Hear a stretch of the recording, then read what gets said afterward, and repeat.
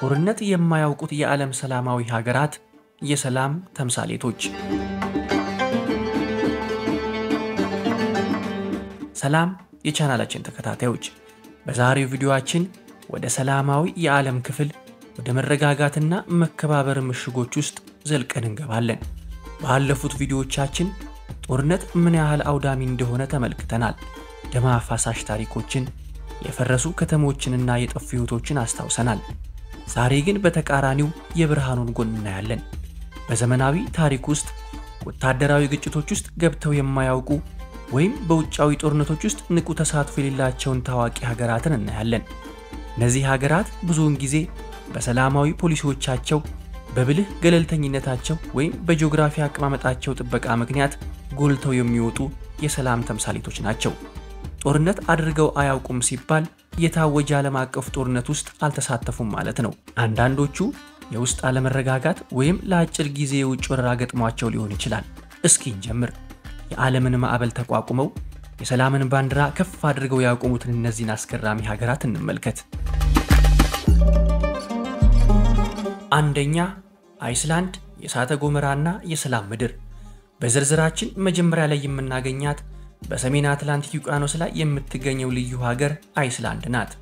አስደናቂ እሳተ ገሞራና ግግር በረዶች ያሏት ይህች ምድር በዓለም ላይ ካሉ እጅግ ሰላማዊ ቦታዎች አንዷ ነች። ምንም አይነት ቋሚ ጦር የላትም። ይህ በእርግጥ አስገራሚ የሰላም ቁርጠኝነትን የሚያሳይ ነው። በታወጀ ጦርነት ውስጥ የገባችበት ታሪክ የለም። የጦርነት ጩኸት ከድንበሯ ርቆ ለዘመናት የቆየ ነው። የአይስላንድ አስገራሚ ነገር የኔቶ አባል ብትሆንም የአሜሪካ ወታደራዊ ሰፈሮች በግዛቷ ላይ ቢኖሩም በየትኛውም ውጊያ ውስጥ ተሳትፋ አታውቅም። ጥንካሬዋ በዲፕሎማሲና በዓለም አቀፍ ትብብር ላይ የተመሰረተ ነው። ከዩናይትድ ኪንግደም ጋር የተፈጠረው የኮድ ጦርነቶች ኮድ ዋርስ የሚባል አስቂኝ አለመግባባት የነበረ ሲሆን ይህም ደም አፋሳሽ ያልሆነ የአሳ ሀብት ግጭት እንጂ መደበኛ የጦርነት አዋጅ አልነበረም። የጦርነት ታሪኳ በዚች አሳማኝ ግጭት ብቻ የተወሰነ ነው። ሁለተኛ፣ ኮስታሪካ፣ የዲሞክራሲና የሰላም ኦሲያስ። ቀጥሎ ደግሞ በማዕከላዊ አሜሪካ በሁለት ውቅያኖሶች መካከል የምትገኘው የአብነት ሀገር ኮስታሪካ ነች። የዝናማ ደኖችና የዱር አራዊት መናኸሪያ የሆነችው ይህች ሀገር በደቡብ አሜሪካ በሰላም ታሪኳ ትደምቃለች። ጦሯን በ1949 ዓ.ም ሙሉ በሙሉ ያፈረሰች ሲሆን ይህም ከየትኛውም ሀገር በተለየ መልኩ ሰላምን የመረጠችበት ድንቅ ውሳኔ ነው። በውጫዊ ጦርነቶች ውስጥ ምንም አይነት ተሳትፎ የላትም።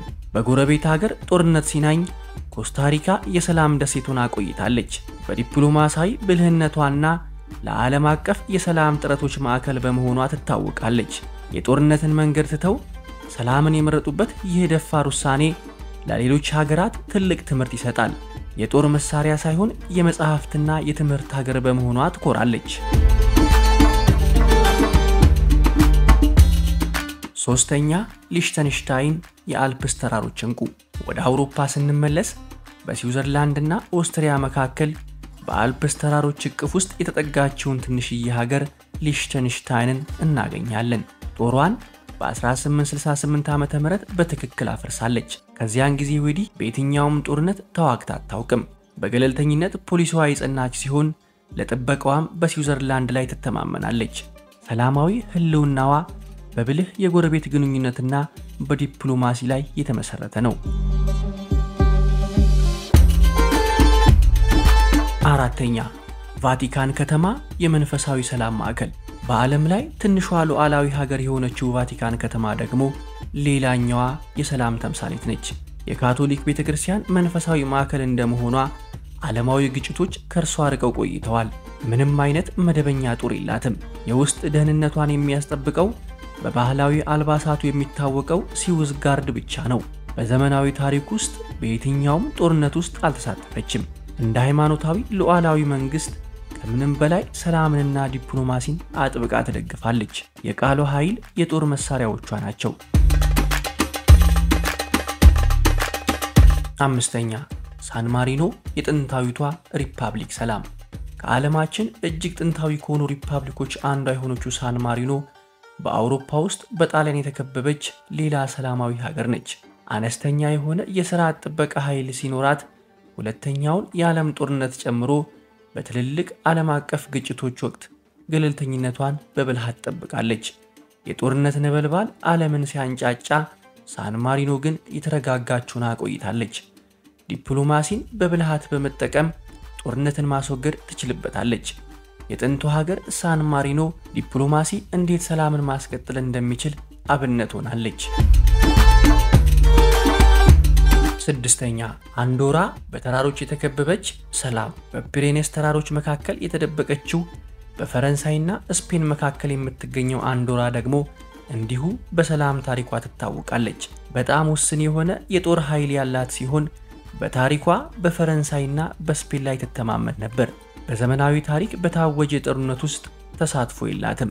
የጦርነት ድምጽ አልፎባት ያለፈች ሀገር ነች። በብዙ ግጭቶች ውስጥ ገለልተኝነቷን ጠብቃ ቆይታለች። የተራራማ አቀማመጧ ለሰላሙ አስተዋጽኦ አድርጎላታል። ሰባተኛ ቱቫሉ የፓሲፊክ ሰላም። ወደ ፓሲፊክ ውቅያኖስ ርቀን ስንጓዝ ትንሽዬዋን ውብ ደሴት ሀገር ቱቫሉን እናገኛለን። ምንም አይነት ቋሚ ጦር የላትም። የጦርነት ዝግጅት ሳይሆን የባህርን ጸጥታ የምታዳምጥ ሀገር ነች። በየትኛውም ጦርነት ውስጥ ተሳትፎ የላትም። ጠንካራ ገለልተኝነት ያላትና ምንም አይነት የክልል ግጭቶች የሌሉባት ሰላማዊ ሀገር ነች። ውብ የባህር ዳርቻዎቿና ሰላማዊ ሕዝቧ የዓለምን ትኩረት ይስባሉ።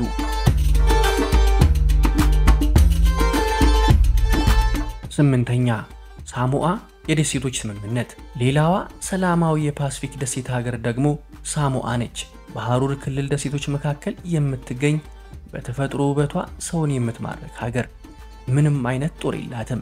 በ1962 ዓ.ም ነፃነቷን ካገኘችበት ጊዜ ጀምሮ በየትኛውም ጦርነት ውስጥ ተሳትፋ አታውቅም። ውስን ዓለም አቀፍ አለመግባባቶች ያላት ሰላማዊ የፓሲፊክ ደሴት ነች። የባህላዊ ስምምነቷና ሰላማዊ አኗኗሯ ለዓለም ሀገራት ተምሳሌት አድርጓታል። ዘጠነኛ ሞናኮ የቅንጦትና የሰላም ምድር። በፈረንሳይ ሪቮራ የምትገኘው የቅንጦትና የሰላም ሀገር ሞናኮ ከፍተኛ ደረጃ ባለው የኑሮ ዘይቤ የምትታወቀው ይህች ሀገር ለረጅም ጊዜ ከጦርነት የራቀች ሀገር ናት። ውስን የጦር ኃይል ያላት ሲሆን ለጥበቃዋም ፈረንሳይን ታምናታለች። በዘመናዊ ጦርነቶች ውስጥ ምንም አይነት ተሳትፎ የላትም። በዲፕሎማሲ በፋይናንስና በቱሪዝም ላይ ትኩረቷን አድርጋለች። የጦርነትን ታሪክ ሳይሆን የብልጽግናንና የሰላምን ታሪክ ጽፋለች። አስረኛ ሞሪሼስ የህንድ ውቅያኖስ ብሩህ ኮከብ። በዝርዝራችን መጨረሻ ላይ የምናገኛት በህንድ ውቅያኖስ ላይ የምትገኘው ውብ ደሴት ሀገር ሞሪሼስ ናት። በብዙ ባህሎች ውህድ የተሞላች በሰላም የምትኖር ይህች ደሴት ለአፍሪካ የሰላም ተምሳሌት ነች። ምንም አይነት ቋሚ ጦር የላትም። በ1968 ዓ.ም ነፃነቷን ካገኘችበት ጊዜ ጀምሮ ሰላማዊ ነች። የሰላም ውቅያኖስ ውስጥ እንዳለች ደሴት ከግጭት የራቀች ናት። በአፍሪካ ውስጥ ባላት የተረጋጋ ዲሞክራሲና ዲፕሎማሲዋ ትታወቃለች። የብዝሃነትና የመከባበር ምሳሌ ሆና ቆይታለች። የሰላም ጥበብና ተስፋ። እንግዲህ እነዚህ በዘመናዊ ታሪክ ውስጥ የጦርነት መንገድን ያልመረጡ ሰላምን የሰነቁና የራሳቸውን ታሪክ በደማቅ ሰላም የጻፉ ሀገራት ናቸው። ከነዚህ ሀገራት መካከል ብዙዎቹ ጥቃቅን መንግስታት ማይክሮስቴት ወይም የተገለሉ ደሴቶች በመሆናቸው ስልጣዊ ጠቀሜታቸው አነስተኛ መሆኑ ጦርነት ለማስወገድ ረድቷቸዋል። በርካቶቹ ገለልተኝነታቸውን እየጠበቁ ለመከላከያቸው በትልልቅ አገሮች እንደ ስዊዘርላንድ ወይም ፈረንሳይ ላይ ይተማመናሉ። ይህ ሰላምን የማስጠበቅ ብልህ መንገድ ነው። የእነዚህ ሀገራት ህልውና ብዙውን ጊዜ በብልህ ዲፕሎማሲያዊ ሚዛናዊነት፣ በወታደራዊ ቡድኖች አለመሰለፍና ጠንካራ ዓለም አቀፍ ተቋማትን በመደገፍ ላይ የተመሰረተ ነው። የጦርነት ማዕበል ዓለምን ሲያናውጥ፣ እነዚህ ሀገራት ግን የሰላምን ዋጋ በደንብ በመረዳት የራሳቸውን መንገድ መርጠዋል። የሰላም ጥበብ ትልቅ ትምህርት ይሰጠናል። ምናልባት እነዚህ ሀገራት የሰላም የወደፊት መንገድ ምን ሊመስል እንደሚችል ፍንጭ ይሰጡናል። ውድ የቻናላችን ተከታታዮች የዛሬው ቪዲዮ ይህን ይመስል ነበር። ቪዲዮ ጠቃሚ ሆኖ ካገኛችሁት ላይክ ያድርጉ።